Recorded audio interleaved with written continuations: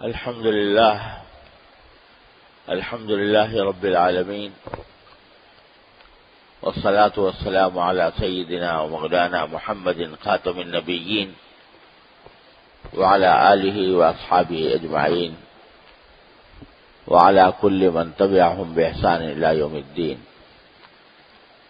اما بعد، میرے محترم بزرگوں اور دوستوں، السلام علیکم ورحمۃ اللہ تعالی وبرکاتہ۔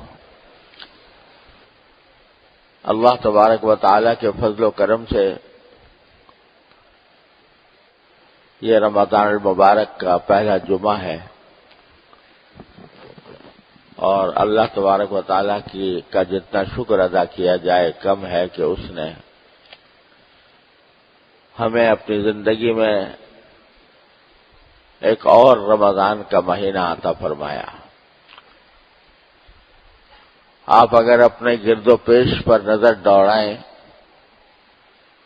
تو نظر آئے گا کہ بہت سے ہمارے دوست، ہمارے عزیز قریب، رشتہ دار، احباب، متعلقین ایسے ہیں جو پچھلے رمضان میں ہمارے ساتھ تھے، روزوں میں، تراویح میں، تلاوت قرآن میں ہمارے ساتھ شریک تھے، لیکن آج اس دنیا سے جا چکے اور یہ رمضان ان کو نصیب نہیں ہوا۔ لیکن اللہ تبارک و تعالیٰ نے اپنے فضل و کرم سے ہمیں یہ رمضان عطا فرمایا۔ نبی کریم صلی اللہ علیہ وسلم سے روایت ہے، اگرچہ بہت زیادہ سند کے اعتبار سے مضبوط نہیں ہے، کہ آپ رجب کے مہینے میں ہی سے یہ دعا فرماتے تھے کہ یا اللہ ہمیں رمضان تک پہنچا دیجئے، یعنی ہماری عمر اتنی کر دیجئے کہ ہم رمضان کے مہینے سے فیض یاب ہو سکیں۔ تو اس سے معلوم ہوا کہ رمضان کا زندگی میں آ جانا یہ ایک اللہ جل جلالہ کی بہت عظیم نعمت ہے، اور نعمت ہونے کی وجہ یہ ہے کہ اللہ تبارک و تعالی نے اس مہینے کو ایسا بنایا ہے کہ جس میں بندے کی مغفرت کے بہانے ڈھونڈے جاتے ہیں۔ اللہ تبارک و تعالیٰ کی رحمت بندوں کی مغفرت کے بہانے ڈھونڈتی ہے۔ ذرا ذرا سی باتوں پر اللہ تعالیٰ نے مغفرت فرمانے کا وعدہ فرمایا ہے۔ روزہ رکھ لو تو مغفرت ہے، کسی تراویح پڑھ لو تو مغفرت ہے، تم کسی کو افطار کرا دو تو مغفرت ہے، کسی شخص کے ساتھ بھلائی کا معاملہ کر لو تو مغفرت ہے۔ غرض ہر اعتبار سے اللہ تبارک و تعالی نے مغفرت کے دروازے چوپٹ کھولے ہوئے ہیں، اور اللہ جل جلالہ کی رحمت کی گھٹائیں چاروں طرف سے جھوم جھوم کر برس رہی ہیں۔ تو اس لیے اس مہینے کی تمنا اور اس مہینے کو اپنی زندگی میں پا لینا یہ ایک عظیم نعمت ہے، جس پر سب سے پہلا کام تو ہمارا بندوں کا یہ ہے کہ اس نعمت پر اللہ تبارک و تعالیٰ کا شکر ادا کریں کہ یا اللہ آپ نے اپنے فضل و کرم سے ہمیں اپنی زندگی میں یہ مبارک مہینہ عطا فرمایا، ہم آپ کا شکر ادا کرتے ہیں، آپ کے شکر گزار ہیں۔ اللہ تبارک و تعالیٰ کو شکر گزار بندہ بہت پسند ہے۔ وہ بندہ جو اللہ تبارک و تعالیٰ کی ہر نعمت پر شکر ادا کرتا ہو، وہ اللہ تبارک و تعالیٰ کو بہت پسند ہے، اور ناشکرا بندہ بہت ناپسند ہے۔ ناشکرا بندہ وہ کہ جس کو نعمتیں مل رہی ہیں، اللہ تعالیٰ کی طرف سے رحمتیں برس رہی ہیں، اللہ تبارک و تعالیٰ کی نعمتوں میں ڈوبا ہوا ہے، لیکن زبان پر کلمہ شکر کا نہیں آتا۔ ذرا سی کوئی تکلیف ہو گئی، ذرا سی کوئی ناگوار بات ہو گئی تو اس کو لے بیٹھا اور اسی کا شکوہ کرنے لگ گیا تو یہ ناشکرا بندہ ہے. وہ ناشکرا اللہ کو بہت ناپسند ہے.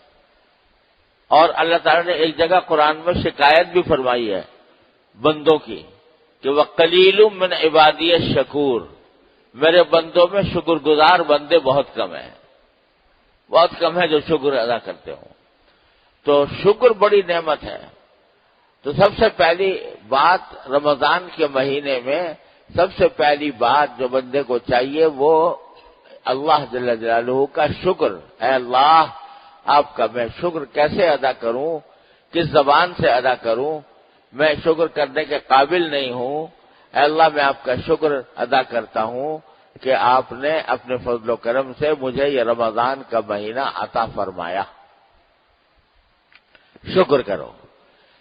جب بندہ شکر کرے گا، اس نعمت پر شکر کرے گا تو اللہ تبارک و تعالی انشاءاللہ اس کو نوازیں گے کہ یہ میرا بندہ جو ہے اس نعمت کی قدر پہچان رہا ہے، ناقدرہ نہیں ہے، یہ قدر پہچان رہا ہے. لہذا اللہ تبارک و تعالیٰ کی طرف سے جو رمضان میں رحمتیں متوجہ ہوتی ہیں انشاءاللہ اس بندے پر متوجہ ہوں گے. شکر ادا کر.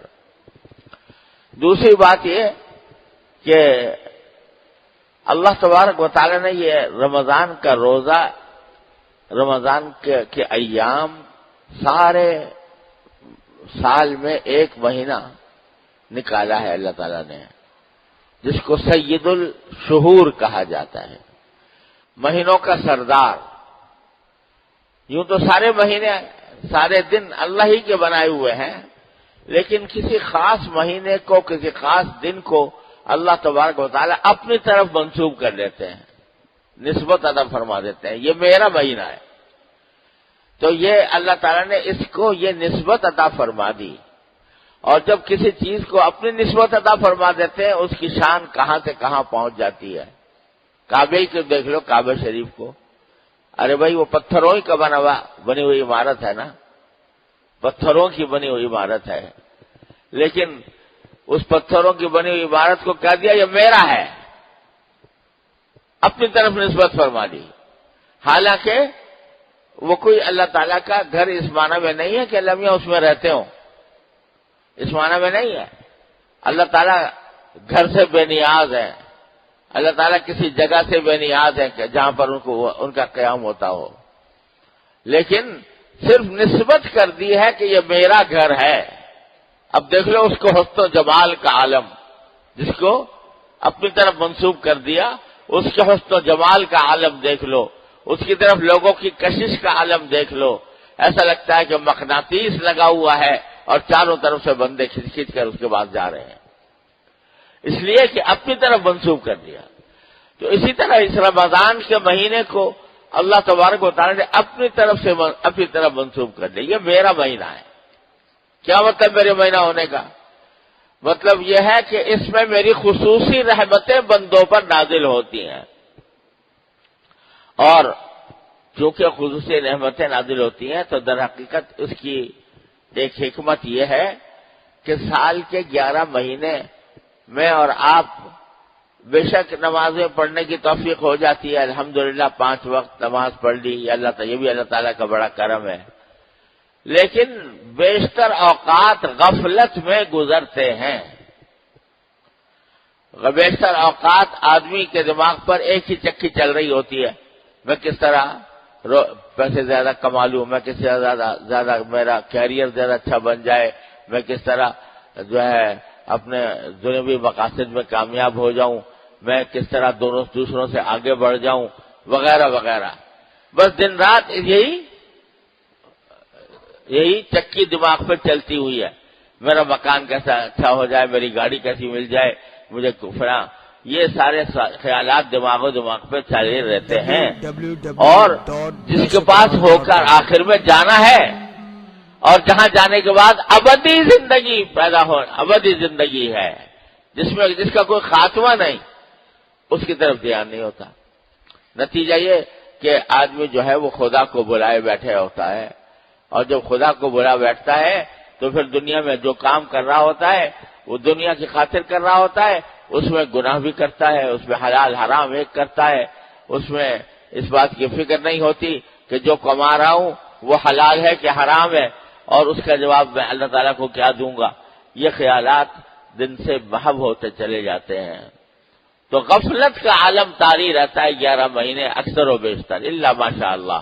اللہ کے نیک بندے اس وقت بھی اللہ کے ذکر سے غافل نہیں ہوتے، لیکن عام طور سے حالت یہ ہے کہ 11 مہینوں میں غفلت کا عالم طاری رہتا ہے۔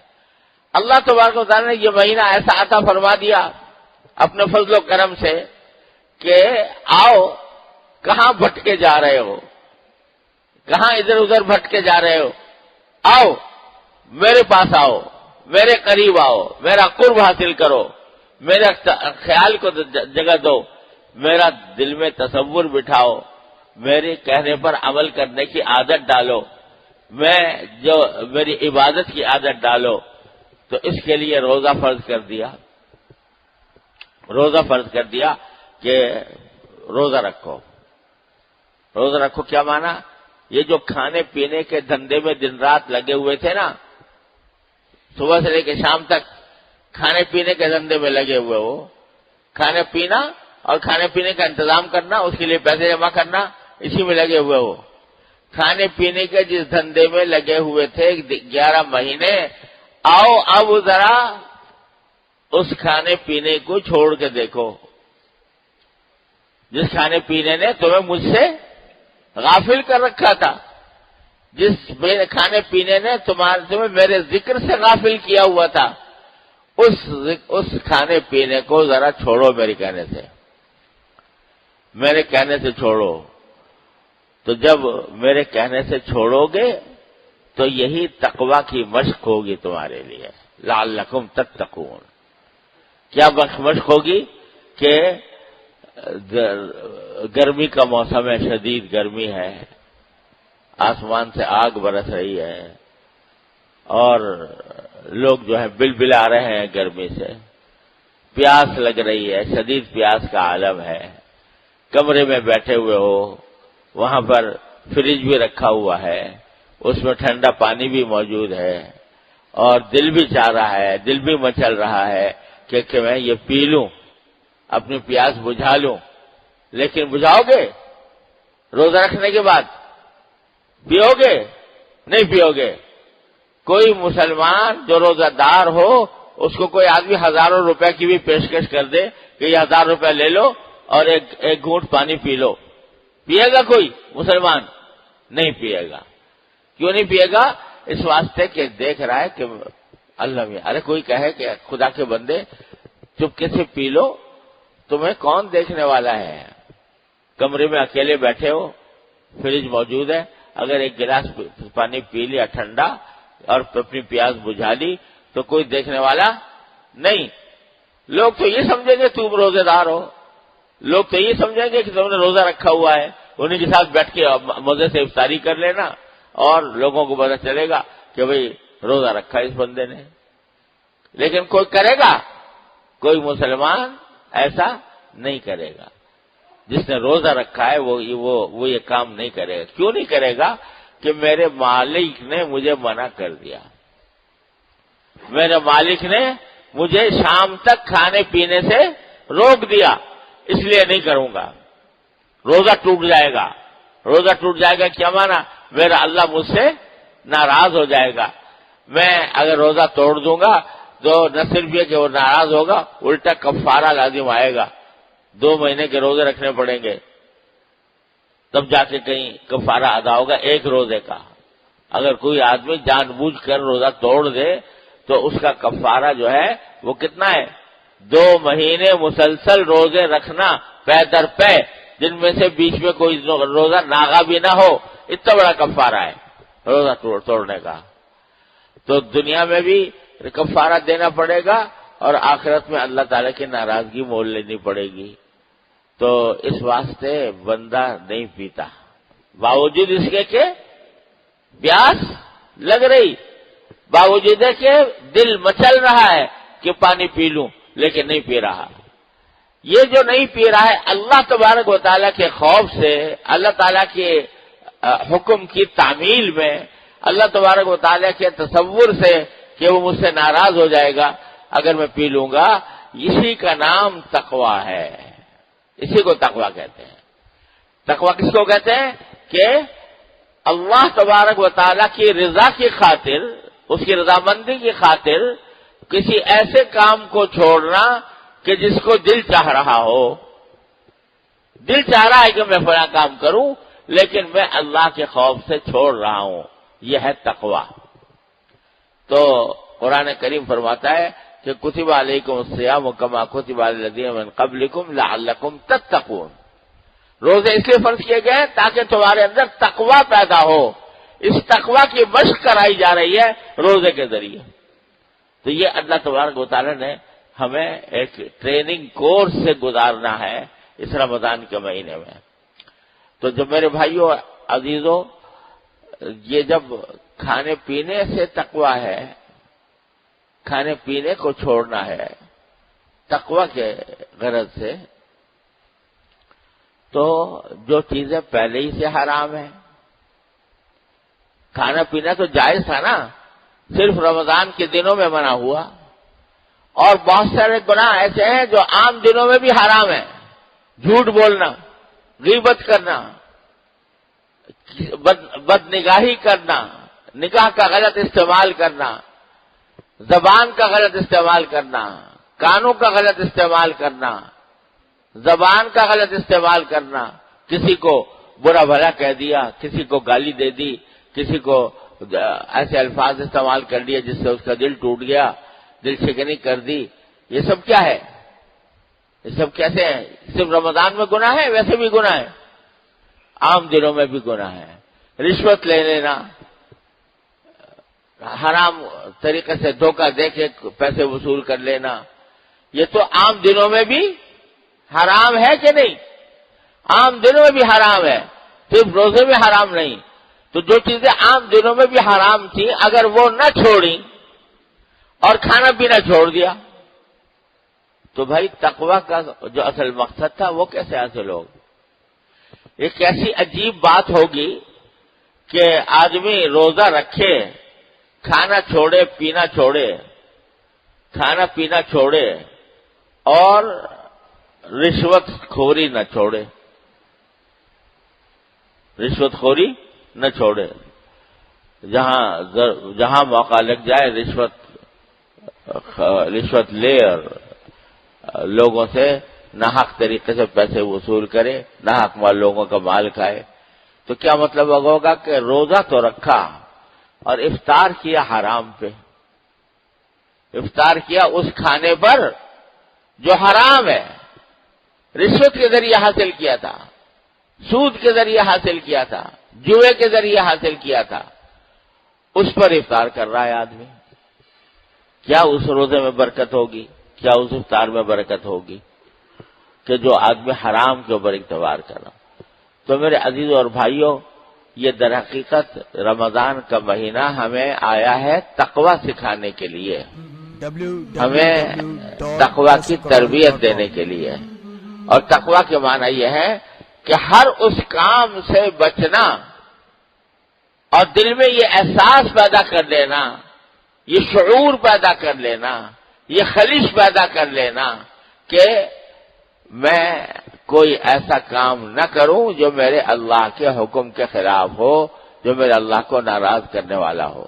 یہ ہے مقصود لعلکم تتقون، روزہ رکھوانے سے۔ تو میرے بھائیو اور عزیزو، رمضان شروع ہوا ہے الحمدللہ، ابھی 5 دن گزرے ہیں، ابھی انشاءاللہ ابھی بیشتر مہینے کا حصہ باقی ہے، تو اس میں 2-3 کام کر لیں، اللہ تعالیٰ اپنی رحمت سے مجھے آپ کو اس کی توفیق عطا فرمائے۔ ایک تو جیسا میں نے عرض کیا، رمضان کے مہینے پر شکر، 2 رکعتیں پڑھ کے اللہ تعالیٰ سے شکر ادا کریں، یا اللہ آپ نے اپنے فضل و کرم سے رمضان عطا فرما دیا، بہت سے ہمارے بھائی ایسے ہیں جن کو نہیں مل سکا، ہم آپ کا شکر ادا کرتے ہیں۔ دوسرا یہ کہ جو رمضان کے خصوصی احکام ہیں ان پر عمل، روزے کا اہتمام، صحیح وقت پر رکھنا، صحیح وقت پر افطار کرنا، تیسرے اللہ تعالیٰ نے حکم تو فرض واجب تو قرار نہیں دیا، لیکن رسول اللہ صلی اللہ علیہ وسلم نے سنت قرار دیا اس رمضان کے اندر تراویح پڑھنے کو۔ تو تراویح کا اہتمام 20 رکعتیں، اور یہ اللہ تعالیٰ کا ایسا انعام ہے کہ 20 رکعتوں کا مطلب ہوا 40 سجدے۔ 40 سجدوں میں سے ہر سجدہ اللہ تعالیٰ سے بندے کو قریب کرتا ہے۔ حدیث میں ہے کہ کوئی بندہ کسی وقت بھی اللہ تعالیٰ سے اتنا قریب نہیں ہوتا جتنا سجدے کی حالت میں ہوتا ہے۔ تو 40 سجدے کے معنی ہوئے 40 مقامات قرب اللہ تبارک و تعالیٰ کے، اس کا اہتمام۔ تیسرا جو ہے سب سے زیادہ اہم چیز یہ کہ اس کا اہتمام ہو جائے کہ یہ مہینہ، اس مہینے میں مجھ سے کوئی گناہ سرزد نہ ہو، جھوٹ نہیں بولوں گا، لڑائی جھگڑا نہیں کروں گا، غیبت نہیں کروں گا، کسی کے خلاف بہتان ترازی نہیں کروں گا، بلا تحقیق افواہ سازی نہیں کروں گا، افواہیں نہیں پھیلاؤں گا، اور جو ہے اپنی نگاہ کی حفاظت کروں گا، اپنے زبان کی حفاظت کروں گا، اور اس بات کی کوشش کروں گا کہ جو لقمہ بھی آئے رمضان کے اندر وہ حلال کا ہو، حرام کی آمیزش اس میں نہ ہو۔ یہ رشوت جو ہے ہمیں کھا گئی ہے، پورے معاشرے کو کھا گئی ہے رشوت، پورے معاشرے کو کھا گئی ہے رشوت، ایک عذاب بن کر مسلط ہے۔ یہ جو ہمارے اوپر تکلیفیں آ رہی ہیں، مصائب آ رہے ہیں، آلام آ رہے ہیں، ان میں ایک بہت بڑی وجہ یہ حرام خوری ہے جو ہمارے اللہ بچائے رگ و پے میں داخل ہو گئی ہے۔ دفتروں میں جاؤ، کوئی کام رشوت کے بغیر نہیں ہوتا، لوگ منہ کھولے بیٹھے ہیں، حرام کا منہ کھولے بیٹھے ہیں۔ تو خدا کے لیے اس رمضان کے مہینے میں اپنے آپ کو اس سے بچاؤ اور کوشش کرو کہ تھوڑا ہو مال لیکن اللہ تعالیٰ اس میں برکت عطا فرما دے، اور حرام مال میں چاہے دیکھنے میں گنتی میں زیادہ ہو، برکت اس میں نہیں ہوتی، وہ تباہی لاتا ہے۔ دیکھ لو تباہی مسلط ہے پورے معاشرے کے اوپر، وہ اس وجہ سے ہے۔ تو اس سے توبہ کریں، اس سے استغفار کریں، لوگوں کا مال ناجائز طریقے سے کھانے سے پرہیز کریں، دھوکہ دہی سے پرہیز کریں، اس کا اہتمام کر کے رمضان گزاریں تو انشاءاللہ رمضان کا فائدہ حاصل ہوگا۔ اور نبی کریم صلی اللہ علیہ وسلم کا یہ ارشاد بھی ہے کہ من سلم لہ رمضان سلمت لہ السنہ، جس کا رمضان سلامتی سے گزر جائے اس کا سارا سال سلامتی سے گزرے گا۔ تو اس سلامتی کے ساتھ گزار لیں۔ اللہ تعالیٰ مجھے آپ کو اس کی اپنے فضل و کرم سے توفیق عطا فرمائے تو انشاءاللہ رمضان کا صحیح فائدہ حاصل ہوگا۔ وآخر دعوانا ان الحمدللہ رب العالمین۔